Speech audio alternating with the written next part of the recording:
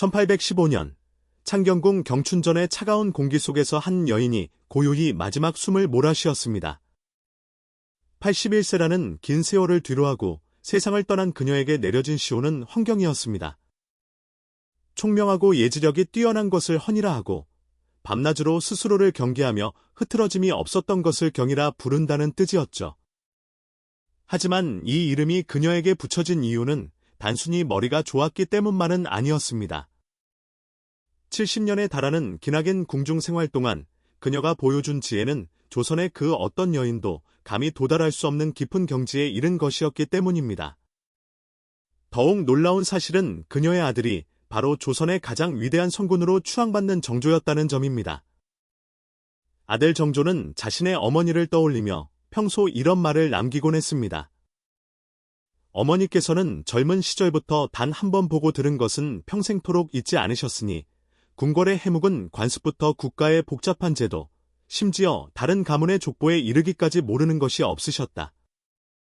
내가 통치를 하다 의심스러운 부분이 생겨 여쭈어 보면 단 한 번도 막힘없이 명쾌하게 가르침을 주셨으니 그 총명함과 해박한 지식은 나조차 감히 따라갈 수가 없다고 말입니다. 이는 정조가 직접 순조실록에 남긴 진심 어린 기록입니다. 당대 최고의 지식인이자 군주였던 정조가 자신보다 어머니가 더 똑똑하다고 고백한 셈입니다. 과연 해경궁 홍씨는 어떤 삶을 살았기에 이토록 높은 평가를 받았을까요? 그녀의 지혜는 어떻게 70년이라는 세월 동안 살얼음판 같은 궁궐에서 빛을 발할 수 있었을까요? 이야기는 1735년 영조 11년으로 거슬러 올라갑니다. 6월의 어느 날 한성부 반송방에서 한 여자아이가 태어났습니다. 아버지는 홍봉안이었고 어머니는 한산 이씨였습니다. 풍산 홍씨 가문의 둘째 딸로 태어난 이 아이가 바로 훗날 역사의 풍파를 온몸으로 견뎌낼 해경궁 홍씨였습니다. 아이가 태어날 당시 예사롭지 않은 징조가 있었다는 이야기가 전해집니다. 할아버지인 홍연보가 특별한 태몽을 꾸었고 갓 태어난 손녀를 보며 아들 부부에게 이 아이는 보통 아이가 아니니 귀하게 키우라고 당부했다고 합니다. 하지만 그 특별함이 처음부터 축복만을 가져다 준 것은 아니었습니다. 홍씨 가문은 명망 있는 선비 집안이었지만 살림살이는 매우 궁핍했습니다. 할아버지 홍연보는 예조판서라는 높은 벼슬을 지냈음에도 청렴함이 지나쳐 집안 형편이 늘 어려웠습니다. 오죽하면 해경궁의 언니가 시집갈 때와 해경궁 본인이 궁으로 들어갈 때 혼수품조차 제대로 마련하지 못할 정도였다고 한중록은 기록하고 있습니다. 그런 와중에 아버지 홍봉안은 30이 넘도록 과거 시험에 연달아 낙방하며 가세는 점점 더 기울어만 갔습니다. 가문의 운명이 풍전등화와 같던 그때 홍봉안에게 일생일대의 기회가 찾아왔습니다. 1743년 영조 19년에 사도세자의 부인이 될 세자빈 간택령이 내려진 것입니다. 홍봉안은 가문을 일으킬 마지막 희망으로 어린 딸을 내세웠고 그 승부수는 기가 막히게 맞아떨어졌습니다. 간택의 과정에서도 어린 해경궁의 비범함은 단연 돋보였습니다. 구체적인 대화 내용이 다 남아있지는 않지만 고작 9살의 나이에도 불구하고 그녀에게는 좌중을 압도하는 특별한 기질이 있었던 것이 분명합니다. 당시 세자빈을 뽑는 기준은 단순히 외모가 예쁜 것이 아니라 가문의 내력과 아이의 성품, 그리고 위기 상황에서의 대처 능력을 종합적으로 평가했기 때문입니다. 1844년 드디어 10살이 된 그녀는 정식으로 세자빈에 책봉되어 웅장한 궁궐의 문을 넘어섰습니다. 하지만 화려한 궁궐은 그녀에게 안식처가 아닌 치열한 시험대였습니다.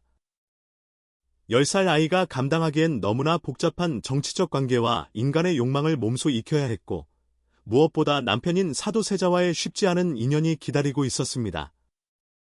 입궁 초기에는 여느 왕실 가족처럼 평온한 날들이 이어졌습니다. 1750년에 첫째인 의소세손을 낳았지만 안타깝게도 일찍 세상을 떠나보내야 했고 2년 뒤인 1752년에 드디어 정조를 품에 안았습니다. 이어 청영공주와 청선공주를 차례로 낳으며 그녀는 세자빈으로서의 소임을 다하며 가정을 꾸려나갔습니다. 그러나 평화는 그리 길지 않았습니다. 그녀가 20대 초반에 접어들 무렵 남편 사도세자의 마음의 병이 깊어지면서 인생에 거대한 먹구름이 몰려오기 시작했습니다. 사도세자는 점점 알 수 없는 기행을 일삼으며 폭주하기 시작했습니다. 학문은 멀리한 채 무예 연습과 놀이에만 빠져들었고 시간이 갈수록 증세는 걷잡을 수 없이 심각해졌습니다.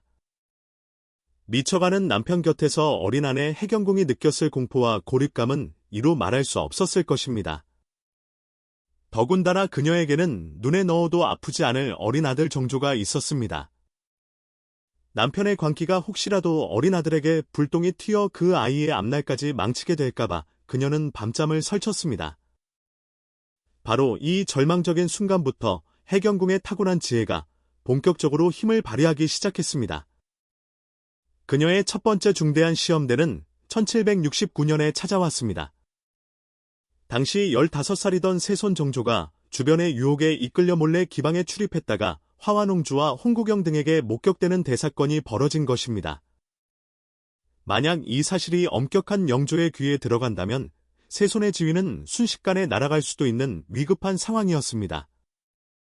소식을 접한 해경궁은 한순간도 지체하지 않았습니다. 그녀는 곧장 친정아버지 홍봉안을 찾아가 눈물로 호소했습니다. 어린 세손이 혹여나 사도세자와 같은 길을 걷게 될까봐 두려우니 제발 이 사건을 조용히 수습해달라고 말입니다. 하지만 정치적 풍파를 두려워한 홍봉안은 선뜻 나서기를 거절했습니다. 친정아버지조차 등을 돌리려 하자 해경궁은 상상할 수 없는 극단적인 결단을 내렸습니다.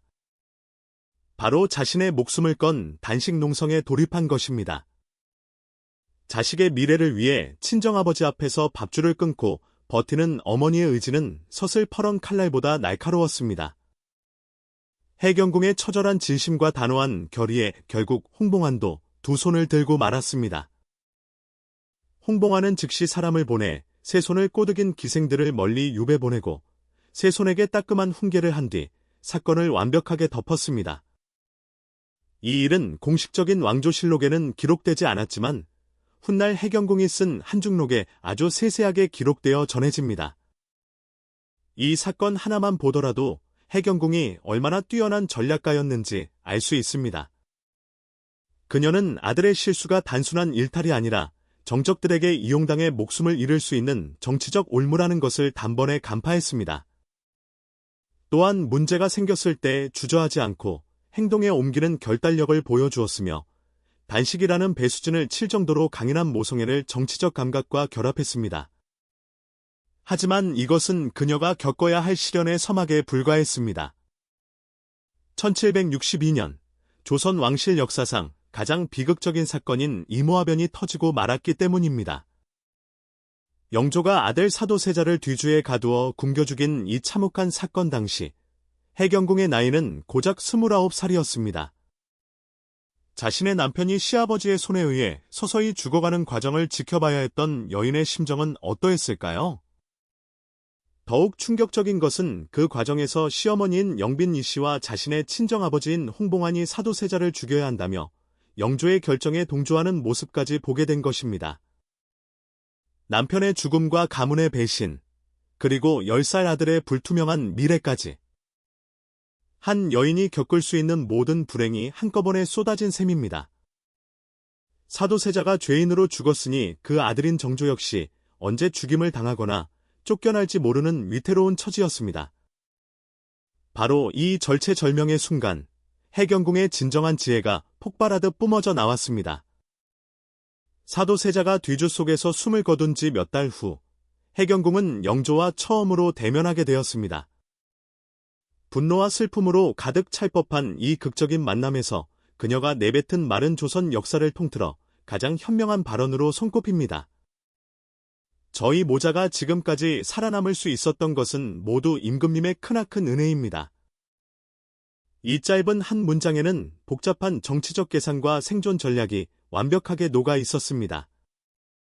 그녀는 비록 죄인의 아내와 자식일지라도 자신들을 살려준 영조에게 감사함을 표함으로써 영조의 죄책감을 덜어주는 동시에 정조가 여전히 왕위 계승권자임을 인정받으려 한 것입니다. 이 말 한마디에 영조의 굳게 닫힌 마음이 움직였고 덕분에 정조는 안전을 보장받을 수 있었습니다. 해경궁은 상황을 객관적으로 읽는 눈이 탁월했습니다. 영조가 지금 무엇을 가장 걱정하고 있는지, 어떤 대답을 들어야 마음을 놓을지를 정확히 꿰뚫고 있었던 것입니다. 그녀는 원망 대신 겸손과 감사를 선택함으로써 상대의 적대감을 무너뜨렸습니다. 하지만 그녀의 행보는 여기서 멈추지 않았습니다. 그녀는 정조가 죄인의 아들이라는 꼬리표 때문에 계속해서 공격당할 것을 염려하여 눈물로 아들을 떼어놓는 결단을 내렸습니다. 정조를 영조가 직접 데려가 키우게 한 것입니다. 생모가 아들을 떼어놓는다는 것은 가슴이 찢어지는 고통이었겠지만 이는 정조를 할아버지의 사랑 울타리 안에 넣어 보호하고 사도세자의 아들이라는 낙인에서 벗어나게 하려는 고도의 전략이었습니다. 이 결단 덕분에 정조는 무사히 대리청정을 거쳐 왕위에 오를 수 있었습니다. 그러나 아들이 왕이 된 후에도 해경궁의 시련은 끝나지 않았습니다. 정조는 왕권을 강화하는 과정에서 세력가였던 외척들을 쳐내기 시작했고 그 칼날은 해경궁의 친정인 풍산 홍씨 가문으로 향했습니다. 1778년에는 숙부 홍인환이 사약을 받았고 1801년에는 동생 홍낙임이 천주교 신자라는 죄목으로 처형당했습니다. 자신의 아들이 만백성의 어버이인 왕이 되었음에도 정작 자신의 형제와 친척들이 하나둘씩 제거되는 것을 지켜봐야 했던 그녀의 가슴은 시커멓게 타들어갔습니다.